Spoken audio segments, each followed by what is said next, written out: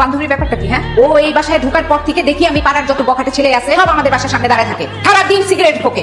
আর মাঝে মাঝে ওরে দেখি বারান্দায় যে ছেলেগুলোর সাথে চোখাচোখি করে, তাদের মতো ছেলেগুলো দাঁড়ায় থাকে। আগে তো এরকম দাঁড়ায় থাকতো না ছেলেগুলা। ওর কি দোষ? কি করছো? ও তো কিছু করে না। আর দোষ মানে ওর চরিত্র ঠিক আছে নাকি? আমার তখন সন্দেহ হইতেছে, কারণ এরকম চরিত্র খারাপ মেয়েদের সাথে এই যে বখাটে ছেলে পেলেরা চোখাচোখি করে, বুঝছো? ওর জন্য আমার বাসা ছেড়ে দিতে হবে, এটা কিন্তু আমি সহ্য করতে পারবো না। বাড়িওয়ালা আমাকে ডাকছিল, বলছে বাসা ছেড়ে দিতে, ওর জন্য আমি বাসা ছাড়বো? কখনো না। ওরে বল ভালোভাবে থাকতে পারলে থাকবে, এজন্য বাসা ছেড়ে দিয়ে চলে যায়। দেখো, আমি অনেক অসহায়। আমি অনেক ছোট থাকতে আমার বাবাকে হারিয়েছি।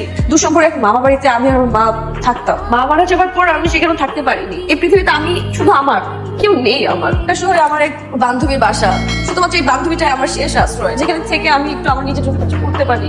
আপনি এখানে যেভাবে দাঁড়িয়ে থাকেন আমার জন্য, প্রত্যেকটা মানুষ এটা দেখে। আমি তো একটা মেয়ে মানুষ, দিন শেষে মানুষ এটা নিয়ে কথা বলে।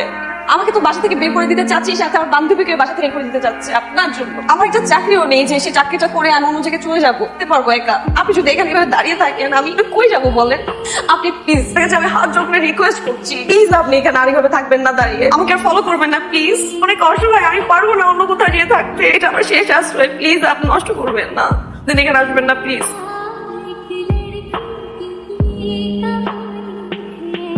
যাবেন? অবশ্যই যাবো, কই যাবো? চলো।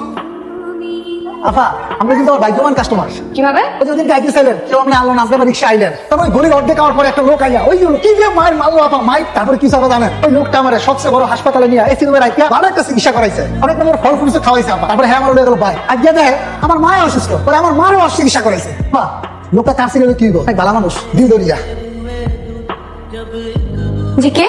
Hello, Miss Tofa, আমি RJ Rafsan from People's Radio 91.6 FM। আপনার জন্য একটা জব অফার নিয়ে এসেছি। আপনি যে রিসেন্টলি আমাদের এখানে একটা মেইল করেছিলেন, আপনার ভয়েস সেখান থেকে সিলেক্ট করেছি। আপনার কণ্ঠ অসম্ভব সুন্দর। একবার যদি RJ for it kind information, আমি একটা কথা বলি, আমি কোনো মেল করিনি আরজে হওয়ার জন্য। করেনি না? না। একটু মনে করে দেখেন করেছিলেন কিন্তু। সরি, আমি কেন ভুলে যাবো? আমি তো পাঠাইনি। ওই যে একটা প্রোগ্রামে সেদিন আপনি কথা বললেন না, ওখান থেকে আপনার কণ্ঠটা শুনে আমরা আপনাকে পছন্দ করেছি, বাড়ি বয়ে এসেছি আপনাকে এই অ্যাপয়েন্টমেন্ট লেটারটা দেওয়ার জন্য। এখান থেকে জয়েন করুন। ভাই, আমি এই কাজটা করতে চাচ্ছি না। আবার শুনেন, আমি আজই হতে চাই না ভাইয়া। জীবন মরণ। যান যান যান। আসসালামু আলাইকুম। জি ওয়ালাইকুম আসসালাম। আপনি কি একটু তোফাকে ডেকে দেবেন? আমি ওনার কাছে এসেছি। জি, আমি তোফা। বলেন। আপনি তোফা? আসলে আপনার কাছে এসেছি আমার ছেলেকে আপনার কাছে পড়াতে দেবো বলে। আমি একজন আসলে টিউটর খুঁজছিলাম। আপনি একটা অ্যাড দেখেছে যে আপনি টিউশনি খুঁজছেন। আমি তো এই ধরনের কোনো অ্যাড দিইনি। না না না, খুঁজছিলেন, আপনি হয়তো ভুলে গেছেন। আমার ছেলেটা ভীষণ লক্ষ্মী, ভীষণ কি, আপনার খুব ভালো লাগবে। দেখুন, আমি পারবো না আপনার বাচ্চাকে পড়াতে। প্লিজ না করেন, 3 দিন পড়েন। 3 দিন না পড়ালে প্রয়োজন 1 দিন পড়েন, 1 দিন। আমি ওকে আপনার কাছে পড়াতে নিয়ে আসবো, পড়ানো শেষ হলে আবার নিয়ে যাবো। প্লিজ আপনি না করেন না, একদম প্লিজ। দাঁড়ান, আপনার সাথে আমার কথা আছে। কেন করতেছেন আপনি এসব? কি করছিস? আপনি জানেন আপনি কি করছেন? আপনি আমাকে ফলো করতেছেন না, এর মানে কি ভেবেছেন আমি কিছু বুঝবো না? আপনি একটা করে একটা মানুষ পাঠাচ্ছেন আমার বাসায় চাকরির জন্য। আমি আপনার কাছে চাকরি চেয়েছি, কেন করতেছেন আপনি এগুলো? মানুষ মানুষের জন্য করে না, আমি আপনার জন্য করছি। আমার কারণটা জানতে হবে, আপনি আমাকে কারণটা বলেন। আপনাকে আমার ভালো লাগে তাই। শুনুন, আমাকে আপনার ভালো লাগার জায়গা থেকে করুন, আর যার ভেবেই করুন না কেন, আপনি এটা করতে পারবেন না। আমার একটা পাস্ট আছে, আর আমি চাই না আমার এই জীবনের সাথে অন্য কেউ আর জড়ায়। প্লিজ সরে যান। বর্তমানে তো কোনো সমস্যা নেই না, আমি বর্তমান দিয়ে ভবিষ্যৎ সাজাবো। পাস্টে কি হয়েছে না হয়েছে আমি জানতে চাই না, আমি খাওয়া দিয়েছি পাস্ট মধ্যে সামনে আসতে এখন ভেবে দেখিনি। আপা, লোকটা কার ছিল কি গো?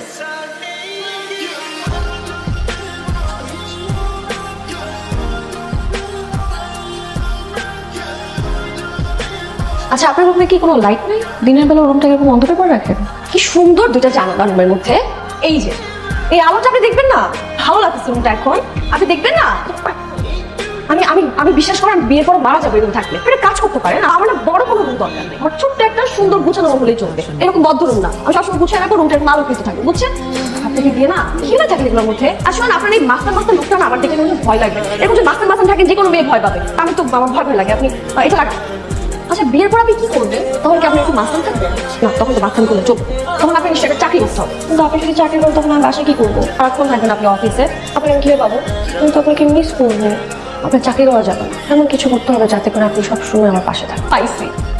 আমার না অনেক আগে থেকে ইচ্ছে ছিল যে আমি একটা রেস্টুরেন্ট করবো, কিন্তু আপনি আমার পার্টনার হয়ে গেছেন। এখন কিন্তু আমি একটা ছোটখাটো ভ্যান করতেই পারি, সেখানে আমি রান্না করবো আর আপনি সেল করবেন, তাহলে আপনি আমার পাশাপাশি থাকতে পারবেন। চালাই হলো না? আচ্ছা, আপনার কি কোনো আপত্তি আছে? মানে আমি যা যা বলছি কোনো সমস্যা আছে? আপনি কি রাজি?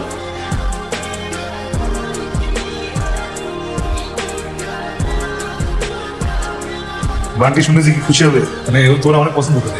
তুমি মন খারাপ? আমাদের জীবনটা কেমন জানো? আমরা বিয়ে করলাম, অথচ আমাদেরকে দোয়া দেওয়ার মধ্যে পৃথিবীতে কেউ নেই। তোমারও কেউ নেই, আমারও কেউ নেই। আমরা এই পেয়ে এই জন্য মন খারাপ? আসো। তোমার বাবা কবে হচ্ছে কথা?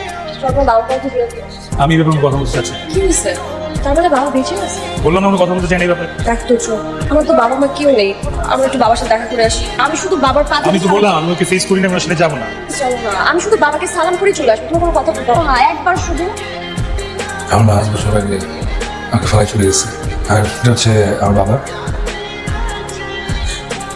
এবারে তুমি একাই থাকি, বসে থেকে যাও। এই আঙ্কেলের ছবি। কি সমস্যা? এতদিন পর টাকা পয়সা লাগবে নাকি? বউয়েরা বুঝি তুমি স্বামীর সাথে ঝগড়া শুরু করে দিয়েছো? কি হয়েছে? বাড়ি থেকে এসে দরজা খুলছে না, দরজা লাগে। তোমার দরজাগুলো। আমি দরজা খুলবো না, প্লিজ তুমি চলে যাও। আমি তোমার সাথে কথা বলতে চাই, এখন বেরো। আমি কথা বলতে পারবো না। বলছি না দরজা খুলতে।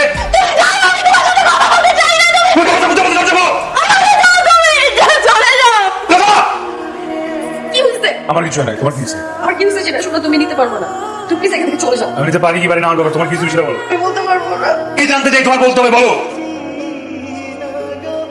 স্যার আসসালামু আলাইকুম, এখানে আমার সব ডকুমেন্টস রাখা আছে। রিপিট, চাকরিটা তোমার খুব দরকার।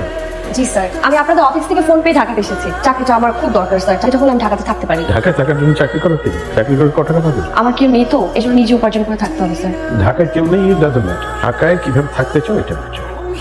লাক্সারি অ্যাপার্টমেন্ট, দামি গাড়ি, পার্লার খরচ, লাক্সারি ড্রেসেস, চাকরি করে তুমি কত টাকা? তোমার মতো 1000 টাকা নিয়ে আমি ঢাকা ছেড়ে বসে বসে শুধু আমার কথা শুনতে। আমার চাকরি লাগবে না।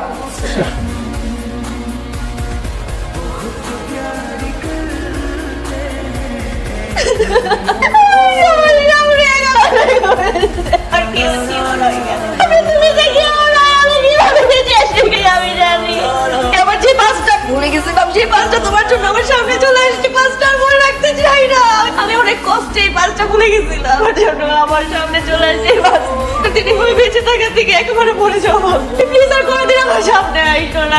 আমি বাঁচতে পারবো না, তোমাকে দেখলে আমার মরে যাবো। আমার সামনে সুইসাইড, তুমি চলে যাও। তোর কারণে আমার মা মরছে।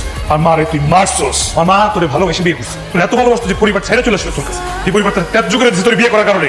আর সেই মার সামনে দিনের পর দিন, রাতের পর রাত মদ খাচ্ছস, মারাজি করছিস। তোর মা তুই মাইনে নিতে পারে না। সে তো তোরে ছাড়তে পারে না, এই জন্য নিজের জীবন ছেড়ে দিচ্ছে, আত্মহত্যা করছে সে। কপাল নিয়ে জন্মেছে দেখ, আমার মার নিজেই মেরে ভালোবাসছিল, সেই মেয়ে তুই ছাড়ছ।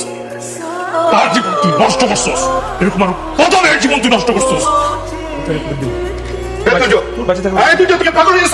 আমি পাগল হয়ে গেছি, তুই মরেই যা।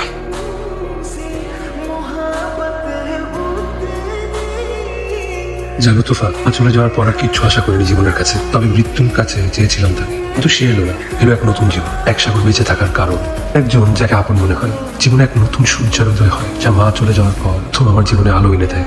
ঠিক যেমন আদম হাওয়ার মিলনের পর পৃথিবী প্রথম সূর্যের কিরণ পায়, তবে সেই সূর্যের সামনে গ্রহণ হয়ে দাঁড়ায় আমারই জন্মদাতা বাবা। তোমাকে কথা দিয়েছিলাম তোমার অতীতকে কখনো তোমার কাছে আসতে দেবো না। আজ গ্রহণকে চিরতরে সরিয়ে দিয়েছি আমি, আর তোমার অতীতের সাথে জড়িত এই অভাগা আমি তোমায় দেওয়ার কথা রেখেছি। মৃত্যুর অপেক্ষায় ছিলাম, আমি সাদরে বরণ করেছি আজ। আর তোমার সূর্যের গ্রহণ হয়ে আসার মতো কেউ নেই। তোমার গল্পের কালো অধ্যায় আর খুলবে না, কারণ তাকে আমি তোমার গ্রন্থ থেকে সরিয়ে দিয়েছি। তুমিও আর আমার স্মৃতি আঁকড়ে রেখো না, তোমার মনে রেখো না আমার পরাণ।